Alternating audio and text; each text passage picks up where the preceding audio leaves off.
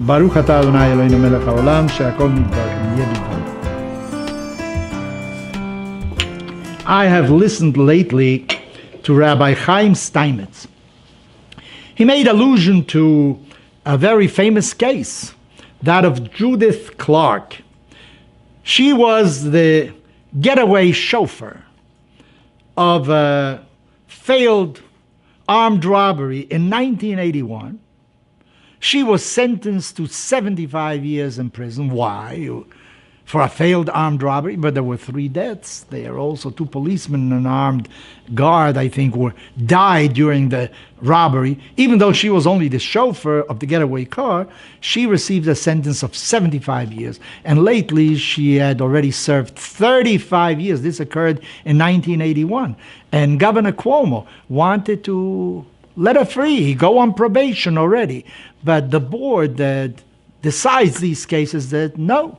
She's got to continue, serve her full term. I don't think she's going to serve the full term, but in any event, 35 years in jail. And that brings about some kind of reflection. What are we doing? What is the reason that you punish people for committing a crime? Well, maybe the first reason is it's the right thing to do. You know, you did something wrong, you have to pay for it. There are no free lunches. You can't just go around doing whatever you want without there being any consequences. It's the right thing. It is just. You did something wrong, you have to pay for it.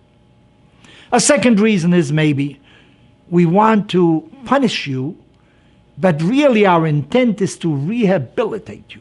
We want you to change your behavior. So we put you in jail. First of all, so you shouldn't do any more harm. Number 2, you should think about what you did. Maybe take courses in jail, maybe start doing some productive work, and learn that crime is not really the way a person should choose for himself in a lifetime. So we want to really change you. And of course, it's the idea of prevention. We want to make sure that you don't do a crime again, that no one is going to suffer because of what you did. Actually, we just celebrated Yom Kippur. You know, one of the basic elements of Yom Kippur is teshuvah, forgiveness. I am sorry for what I did. And if you come clean before God, you are sincere in your contrition, God will forgive you. So why doesn't society do the same thing? You committed a crime, say, I'm sorry for what I did. I won't do it again. And go free. But that's not the way society works.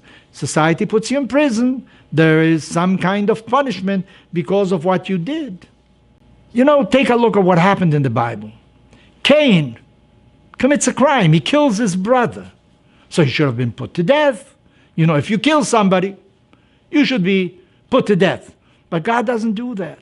What does God do? He puts a sign on his forehead. And Cain is condemned to go throughout from place to place. And everybody will know that this is the man that committed a crime. Maybe that was a process of rehabilitation, that Cain should learn what he really is supposed to do. Did Cain know what he was doing when he hit his brother, when he killed him? Did he know that he can kill somebody? I don't know.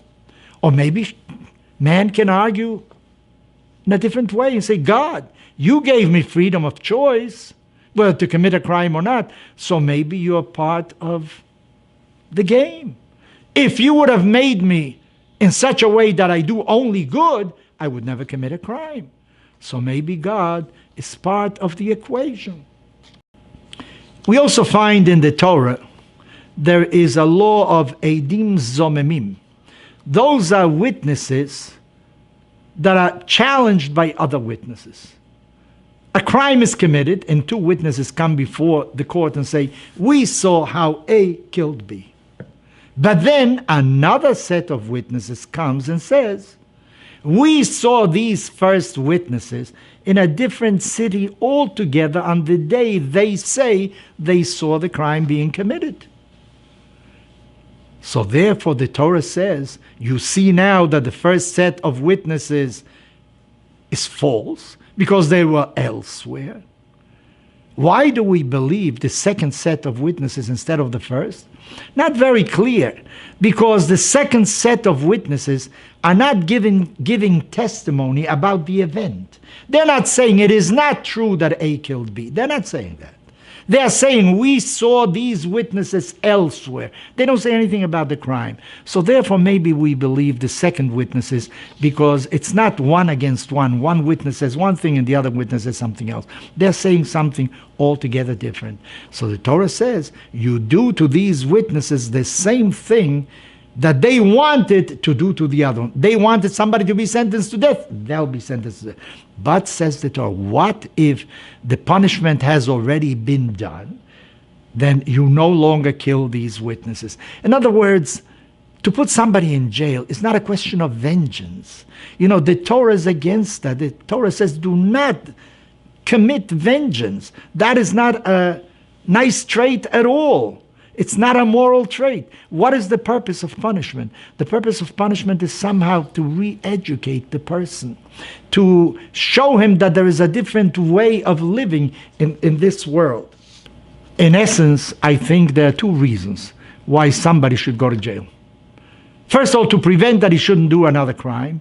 And number two, other people should know that if you commit a crime, something will happen to you.